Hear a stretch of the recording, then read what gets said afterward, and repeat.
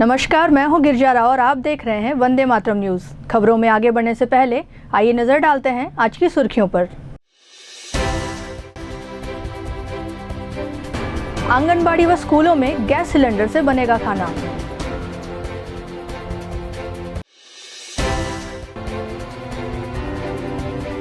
देश में शोषित वर्ग पर अत्याचार बढ़े।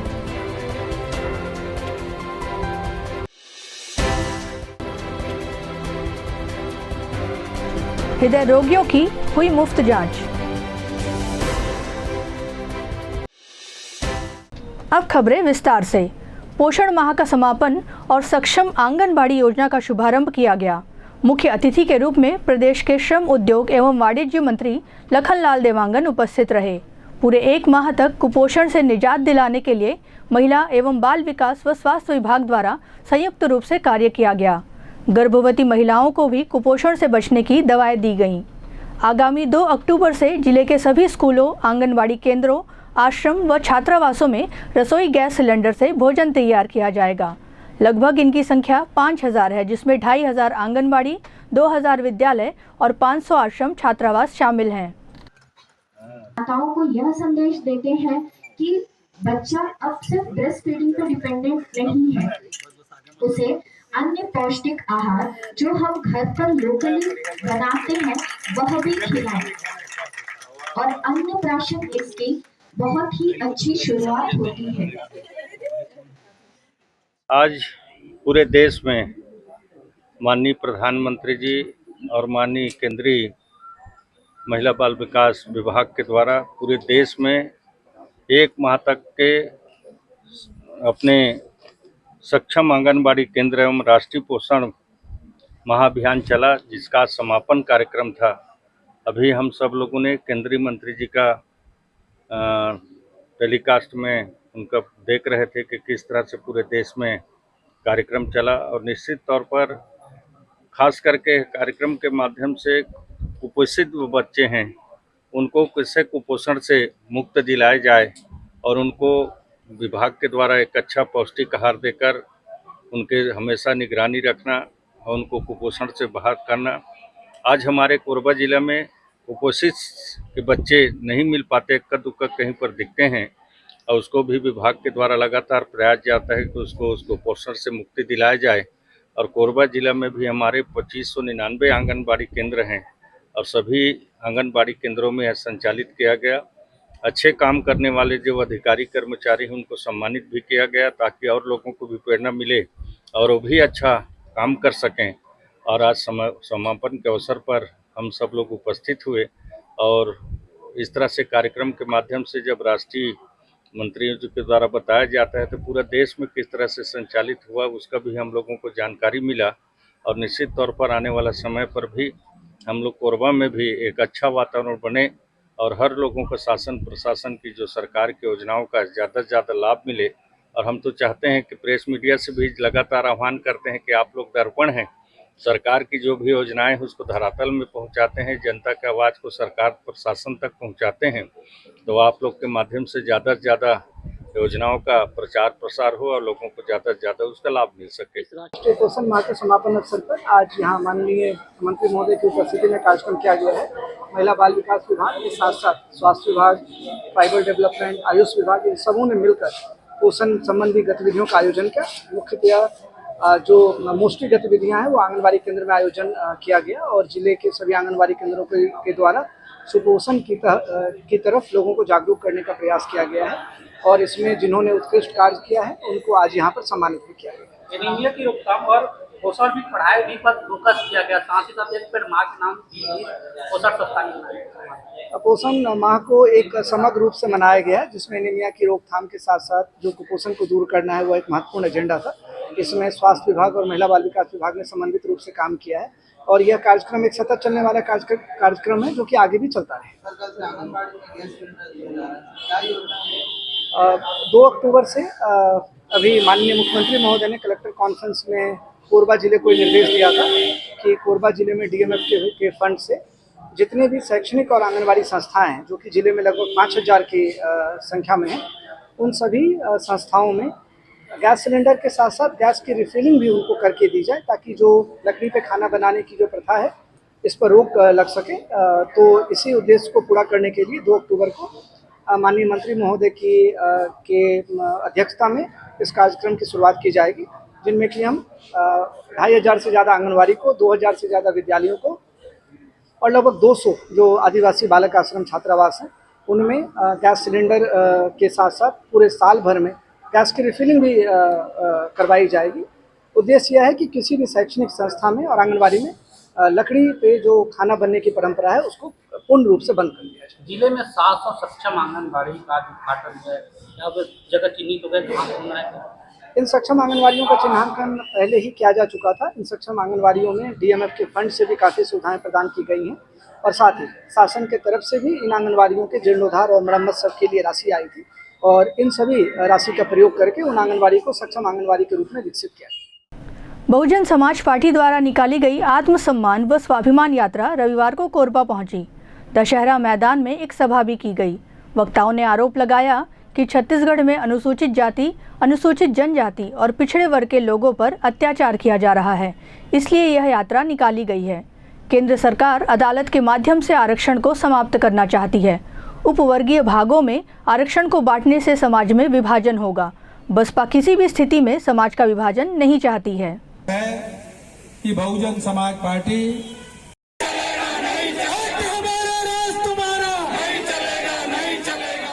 देखिए, अभी पूरे प्रदेश में आप लोगों ने देखा होगा कि एक तरफ तो अभी सत्तामियों के साथ बहुत ज़्यादा जुल्म हुआ है। बलौदा बाजार में एक घटना घटी जिसमें हजारों के तादाद में जो लोग इकट्ठे हुए थे, खास करके गिरौदपुरी के अमर गुफा में गुरु घासीदास जी का जय स्तंभ काटा गया और ये जय स्तंभ सतनामी समाज के आत्म स्वाभिमान और सम्मान का प्रतीक है, जिसके लिए न्याय की मांग को लेकर के बलौदा बाजार में इकट्ठे हुए लोगों के ऊपर लाठीचार्ज करके बहुत बुरी तरह से मार पीट करके उनको जेल के अंदर में डाल दिया गया है। तो एक तरफ सतनामी समाज पीड़ित है, दूसरी तरफ आदिवासी समाज भी छत्तीसगढ़ के अंदर में जैसे हसदो अरण्य के नाम पर हजारों आदिवासी परिवार को उजाड़ा जा रहा है और एक तरफ नक्सलियों के नाम पर बस्तर में आदिवासियों के साथ कत्लेआम या माँ बहन बेटियों के साथ बलात्कार की घटनाएं हो रही है। तो सिर्फ SC ST के लोग ही इस अन्याय अत्याचार से पीड़ित नहीं हैं, बल्कि अभी कवर्धा में आप लोगों ने सुना होगा कि वहाँ साहू समाज के एक व्यक्ति को, जो गांव का उप सरपंच था, जिसको जिंदा जला दिया गया, जबकि वो गृह मंत्री का होम डिस्ट्रिक्ट है। तो इस तरह से SC ST OBC तीनों वर्गों के साथ बड़े पैमाने में छत्तीसगढ़ में अन्याय अत्याचार हो रहा है, जिनका आत्मसम्मान और स्वाभिमान को जो है कुचला जा रहा है। तो इस मुद्दे को लेकर हम इन वर्गों में आत्मसम्मान और स्वाभिमान को जगाने का प्रयास कर रहे हैं। और दूसरा, जो राष्ट्रीय स्तर पर जो आरक्षण को समाप्त करने की जो सरकार की साजिश है, एक तरफ प्राइवेटाइजेशन के नाम पर बड़े पैमाने पर सरकारी उपक्रमों को प्राइवेट सेक्टर को सौंपा जा रहा है और दूसरी तरफ न्यायालय के माध्यम से रिजर्वेशन को निष्प्रभावी बनाने का जो प्रयास किया जा रहा है और वो वर्गीकरण के नाम पर समाज में जिस तरह से बंटवारा करने का प्रयास किया जा रहा है, क्योंकि आरक्षण की जो व्यवस्था है वो सामाजिक और शैक्षणिक पिछड़ेपन के साथ ही साथ अनटचेबिलिटी के आधार पर है, अस्पृश्यता के आधार पर है। जिन समाज के लोगों के साथ अस्पृश्यता का व्यवहार हुआ है, ऐसे समाज के लोगों को एक स्पेशल उनके लिए सुविधाएं उपलब्ध कराई जाए, ये भारतीय संविधान में बाबा साहेब डॉक्टर अम्बेडकर ने प्रावधान रखा है। लेकिन आज उसको उपवर्गीकरण करके जिनको एक वर्ग बनाया गया था उसको जाति में बांटने का प्रयास किया जा रहा है। तो ये आपस में लड़ाने का एक साजिश है, आपस में तोड़ने की एक साजिश है। और रहा सवाल क्रीमी लेयर की, जहां तक बात करते हैं, तो अभी तो हमारी ये पहली पीढ़ी है जो पढ़ लिख करके कुछ लोग सरकारी सेवाओं में अभी आ पाए हैं। इस तरह से 1 अगस्त को अनुसूचित जाति जनजाति के क्रीमी लेयर और उपवर्गीकरण का जो निर्देश आया है, यह पूर्ण रूप से असंवैधानिक है और इसको हमारी नेता माननीय बहन जी ने ट्वीट के माध्यम से, प्रेस वार्ता के माध्यम से, मीडिया के माध्यम से सारे लोगों को ये आगाह किया है। इससे स्पष्ट होगा कि अगर क्रीमी लेयर उप वर्गीकरण होता है तो जिसके पास दांत है उनसे चना छीनकर बिना दांत वाले को चना परोसने जैसी होगा और इस वर्गों में बड़े पैमाने पर आपसी मतभेद होगा। देश की अखंडता के ऊपर बहुत बड़ा प्रश्न चिन्ह आएगा। तो इस बात को लेकर बहुजन समाज पार्टी 24 सितंबर पुनः पैक्ट धिक्कार दिवस के दिन यहाँ के वीर शहीद वीर नारायण सिंह जी की जन्म स्थली सोना खान और परम पूज्य बाबा गुरु घासीदास जी की जन्म स्थली गिरौदपुरी को नमन करते हुए पूरे छत्तीसगढ़ प्रदेश के सारे जिलों में विभिन्न छोटे बड़े नुक्कड़ सभा करते हुए लोगों को जन जागरूकता लाते हुए उनको आह्वान करते हुए कि निकलो घरों मकानों से, जंग लड़ो बेईमानों से, इस तरह की नारा से आह्वान करते हुए आज हम लोग कोरबा यातायात जागरूकता अभियान के तहत पुलिस द्वारा विभिन्न महाविद्यालय एवं विद्यालयों में शिविर लगाकर यातायात नियमों की जानकारी दी जा रही है। इसी कड़ी में बांकी मोंगरा स्थित शासकीय महाविद्यालय में स्वैच्छिक रक्तदान शिविर का आयोजन किया गया, जिसमें महाविद्यालय के लगभग 220 छात्रों ने भाग लिया। इस मौके पर उपस्थित यातायात थाना में पदस्थ ASI मनोज राठौर ने लोगों से हेलमेट पहनने, कार चालक को सीट बेल्ट लगाने और शराब पीकर वाहन नहीं चलाने की अपील की है। रोड फर्नीचर होते हैं, स्ट्रीट लाइट होते हैं, हमें देखेंगे 3 चीज़ों का होना अति आवश्यक है रोड में, इंजीनियरिंग, एजुकेशन और इन्फोर्समेंट। अगर आपका रोड अच्छा रहेगा एक्सीडेंट नहीं होंगे, और अगर आपका एजुकेशन अच्छा रहेगा, पढ़े लिखे रहेंगे तो आप सिग्नल जम कर नहीं जाएंगे, अच्छे से गाड़ी चलाएंगे। और इन्फोर्समेंट जो तेज गति से वाहन चलाते हैं तो उसे हम इन्फोर्स करके पेनल्टी लगाते हैं। आप देखेंगे चौक चौराहे में सिग्नल्स लगे रहते हैं, जंप करके जाते हैं। जो CSB चौक है तो ऐसे घूम के हमें ऐसे टर्न करके चले जाते हैं वहीं से, तो आपको टर्न करके नहीं जाना है। जो चौक है ऐसे गोला घूम के जाइए, इसमें एक्सीडेंट नहीं होते हैं। जो गाँव से आए रहते हैं उनको जानकारी रहता नहीं है कि सिग्नल्स क्या होते हैं, वो आते हैं और चले जाते हैं और दुर्घटनाग्रस्त करके चले जाते हैं। तो इन चीज़ों को आपको विशेष ध्यान देना है। हमारे भारतवर्ष में लगभग 5 लाख सड़क दुर्घटना होते हैं और 1,50,000 लोग व्यक्ति सड़क दुर्घटना में मौत हो जाते हैं, और प्रत्येक 4 मिनट में एक सड़क दुर्घटना होता है और 1 मिनट में एक व्यक्ति की मृत्यु हो जाती है। यहाँ छोटी छोटी कॉन्टिनेंटल देश होती है, अंडमान निकोबार, लक्षद्वीप, दमन एंड दीव, वहाँ जनसंख्या होता है, कितने एक्सीडेंट में लोग खत्म हो जाते हैं। आप देखेंगे जैसे नंबर प्लेट होते हैं, नंबर प्लेट 7 प्रकार के होते हैं। आप नारंगी रंग का नंबर प्लेट रहता है, वो भी भारत के राष्ट्रपति के नंबर प्लेट लिखा रहता है, एम्बलम ऑफ इंडिया, वो भारत के राष्ट्रपति के गाड़ी में लगे रहते हैं। उसी तरह से नीले रंग की नंबर प्लेट लिखा है तो समझ लीजिए आप राजदूत जो दूतावास रहते हैं, विदेशों से आए रहते हैं, वो उस गाड़ी में चलते हैं। और पीले रंग की नंबर प्लेट रहता है तो कमर्शियल वाहन के लिए रहता है, जो व्यावसायिक वाहन के लिए रहता है, जो माल ढुलाई काम करते हैं। और हरे रंग की नंबर प्लेट लिखा रहता है तो समझ लीजिए बैटरी वाली गाड़ी होती है। और सफेद रंग का नंबर प्लेट रहता है, उसमें काले रंग का लिखा रहता है, समझ लीजिए नॉर्मल व्यक्ति मोटरसाइकिल वगैरह में लिखे रहते हैं। इसी प्रकार से आप देखेंगे माइल स्टोन होते हैं, माइल स्टोन रहते हैं, वो आपको दर्शाते हैं कि आप शहर में जा रहे हैं या गांव में जा रहे हैं। अगर नारंगी रंग का माइल स्टोन है, सफेद में पुता हुआ है, तो समझ लीजिए आप प्रधानमंत्री सड़क योजना के तहत आप रोड में जा रहे हैं। जी, आज शासकीय नवीन महाविद्यालय बांकी मोंगरा में ये रक्तदान का आज प्रोग्राम रखा गया था। बहुत ही सराहनीय रहा है। करीब 220 बच्चे लोग यहाँ आज आए थे यहाँ कार्यक्रम में। अच्छा प्रोग्राम था और आने वाले पीढ़ी के लिए यह काम किया जा रहा है जिसमें लोगों को दुर्घटनाएं ना हो और आम जनता अच्छे सड़क में चले, इसके लिए आजकल ये प्रोग्राम रखा गया था। मैं आपके चैनल के माध्यम से कहना चाहूँगा कि अगर सड़क में चल रहे हैं तो धीमी गति से वाहन चलाएं, और मोटरसाइकिल चला रहे हैं तो हेलमेट पहन के चलाएं, और कार चला रहे हैं तो सीट बेल्ट पहन के चलाएं जिसमें दुर्घटनाएं ना हो। और वृक्ष लगाएं, प्रत्येक व्यक्ति को वृक्ष लगाना अति आवश्यक है। विश्व हृदय दिवस के अवसर पर शिव औषधालय में भाजपा जिला चिकित्सा प्रकोष्ठ, लायंस क्लब एवरेस्ट और जिला आयुष संघ द्वारा स्वास्थ्य शिविर का आयोजन किया गया। शिविर में ECG, मधुमेह, ब्लड प्रेशर और अन्य असाध्य रोगों का परीक्षण करने के बाद निःशुल्क दवा भी प्रदान की गई। शिविर की खास बात यह रही कि यहां आने वाले मरीजों को दिल का दौरा पड़ने के समय प्राथमिक उपचार कैसे किया जा सकता है, इसकी जानकारी दी गई। हृदय रोग से बचने के लिए किस तरह का योग किया जाना है, यह भी बताया गया।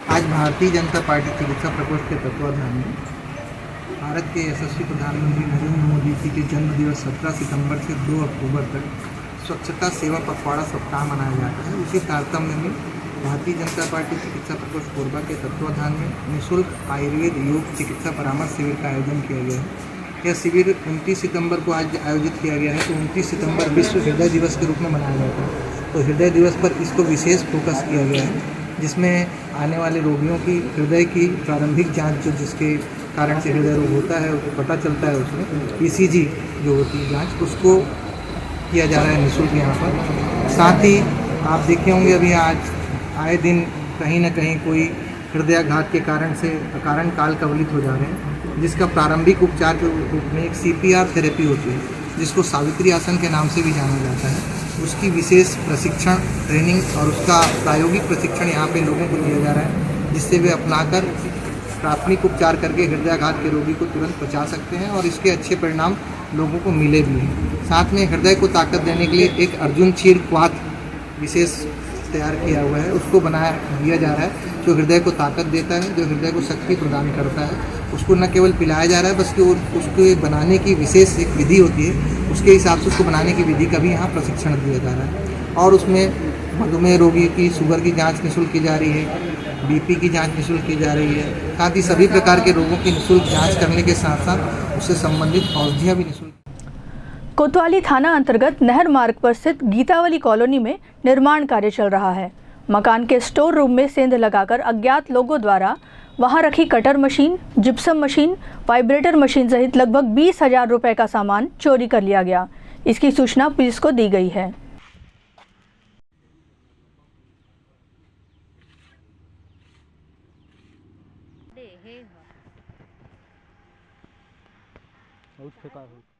स्थानीय दादर खुर्द मैगजीन भाटा के पास शांति साहू के आवास में चावल की बोरी से जहरीला सांप निकला। सांप को देखते ही घरवाले दहशत में आ गए। सर्पमित्र को सूचना दी गई। मौके पर पहुंचे सर्पमित्र ने सांप को पकड़कर समीप के जंगल में छोड़ दिया।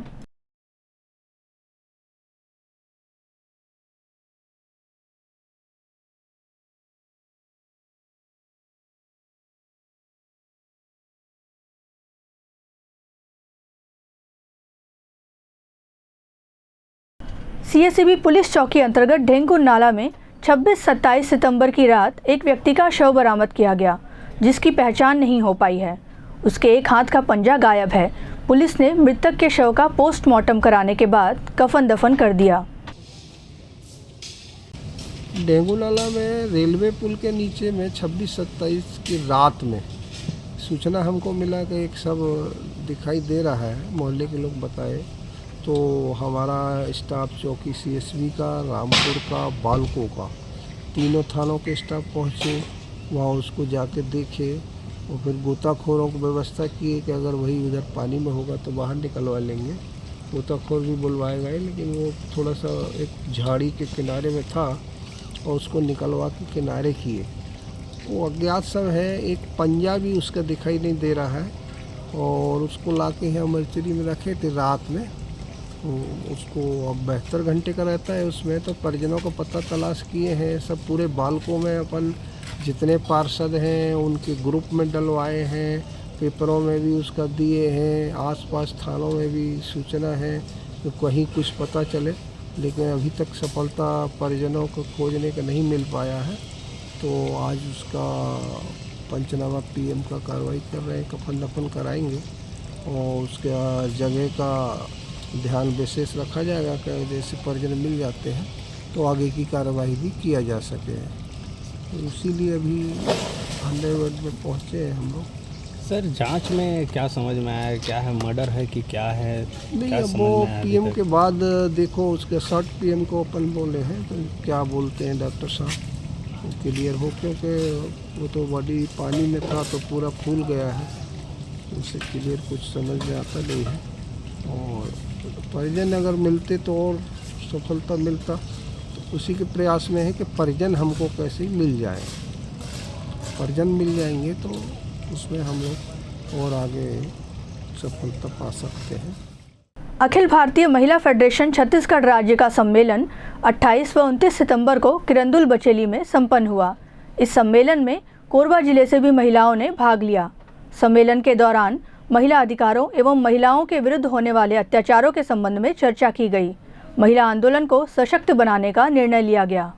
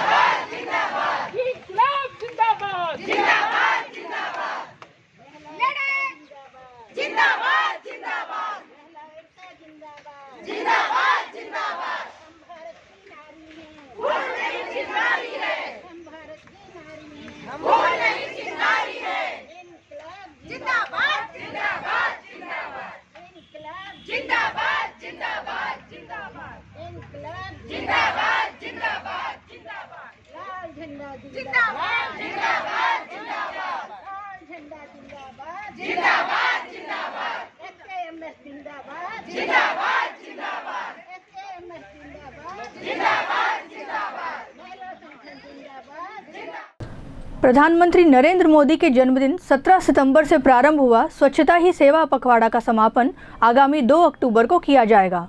पखवाड़ा के दौरान रैली एवं सफाई अभियान विभिन्न स्थानों पर चलाया गया। सफाई मित्रों को सम्मानित भी किया गया।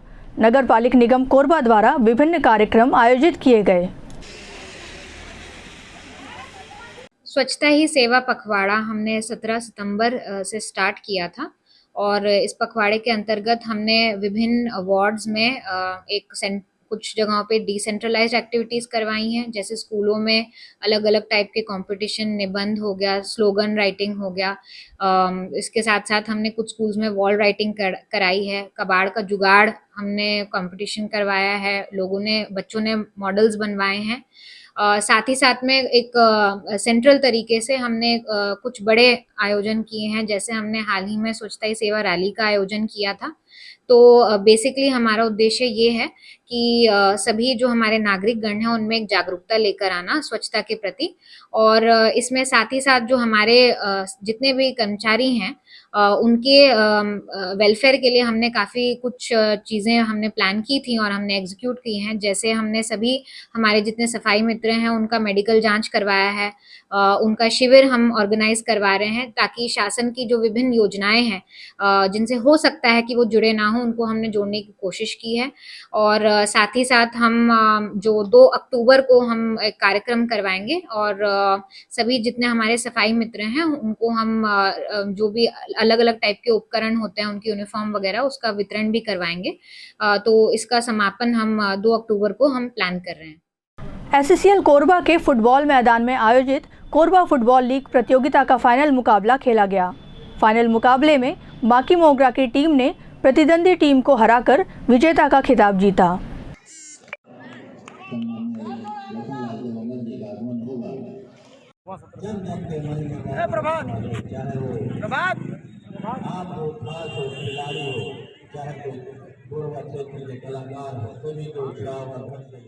अब वक्त हो चला है हमारे खास और ज्ञानवर्धक कार्यक्रम बूझो तो जाने का।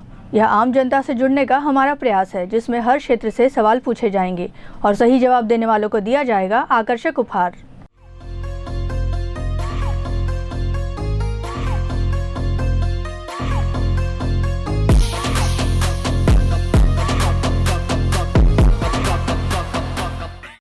नमस्कार दर्शकों, आप सभी का स्वागत है हमारे खास कार्यक्रम बूझो तो जाने में। आज का हमारा सवाल है कि बैंक को हिंदी में क्या कहा जाता है। आज के हमारे विजेता को दिया जाएगा फिजिक्स वाला कोचिंग इंस्टीट्यूट की ओर से आकर्षक उपहार। तो आइए चलिए चलते हैं दर्शकों के बीच और जानते हैं आज के सवाल का जवाब। बैंक को हिंदी में क्या कहते हैं? बैंक को? हाँ। बैंकों का बैंकेट तो कहते हैं। हिंदी में कुछ बोलते होंगे शुद्ध हिंदी में? नहीं, बैंक को बैंक ही बोलते हैं। ओके, कोई बात नहीं, धन्यवाद। बैंक को हिंदी में क्या कहते हैं? बैंक को हिंदी में खाता, वो तो अकाउंट को बोलते हैं।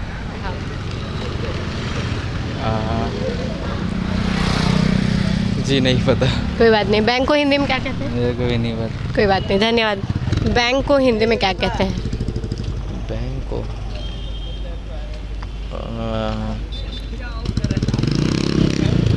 नहीं पता। कोई बात नहीं, धन्यवाद। बैंक को हिंदी में क्या कहते हैं? बैंक को हिंदी में बैंक बोलते हैं। नहीं, वो तो इंग्लिश हो गया ना। बैंक हिंदी में क्या कहते हैं? हिंदी में आदि उनको पूछिए, उनको ओके, मेरे कोई मालूम बात नहीं उनको। हाँ ठीक, कोई बात नहीं, धन्यवाद। हिंदी में क्या बोला जाता है बैंक को? नहीं मालूम।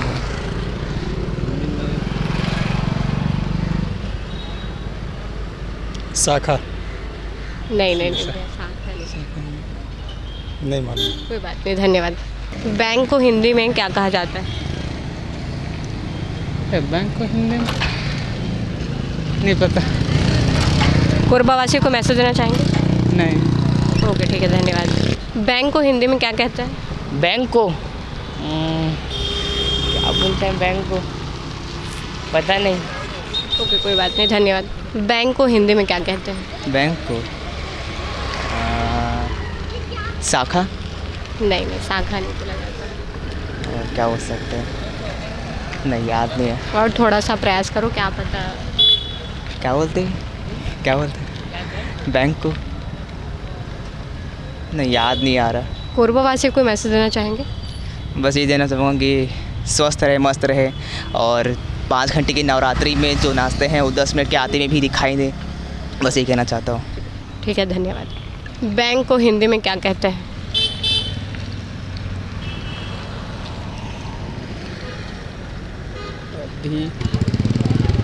अधिकोष। सच में? सच में। श्योर हो एकदम?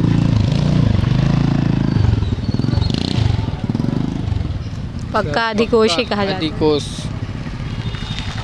बिल्कुल सही जवाब दिया है आपने। आपका नाम क्या है? रोशन साहू। आपको दिया जाता है फिजिक्स वाला कोचिंग इंस्टीट्यूट की ओर से आकर्षक उपहार। कैसा लग रहा है जीत के? अच्छा लग रहा है। कोरबावासी को कोई मैसेज देना चाहेंगे? नहीं, ऐसा कुछ नहीं। ठीक है, धन्यवाद। आज का हमारा सवाल था कि बैंक को हिंदी में क्या कहते हैं, जिसका सही जवाब है अधिकोष। बैंक को हिंदी में अधिकोष कहा जाता है। आज के हमारे विजेता रहे हैं रोशन साहू, जिसे दिया गया है फिजिक्स वाला कोचिंग इंस्टीट्यूट की ओर से आकर्षक उपहार। आज के लिए बस इतना ही। कल फिर मिलते हैं एक नए सवाल और जवाब के साथ। बने रहे वंदे मातरम न्यूज़ के साथ। तब तक के लिए नमस्कार। खबरों का सिलसिला यूं ही जारी रहेगा। देखते रहिए वंदे मातरम न्यूज़। मिलते हैं अगले बुलेटिन में। तब तक के लिए नमस्कार।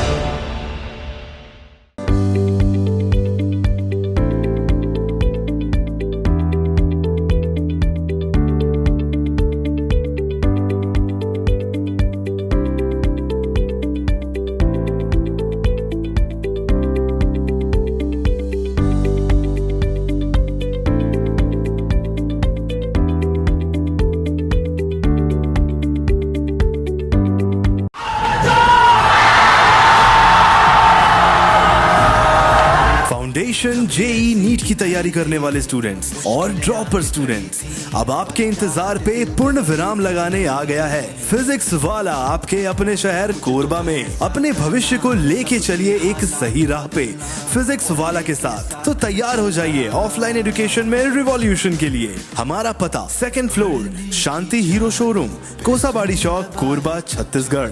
फिजिक्स वाला विद्यापीठ पाठशाला। पढ़ लो चाहे कहीं से, मंजिल मिलेगी यहीं से।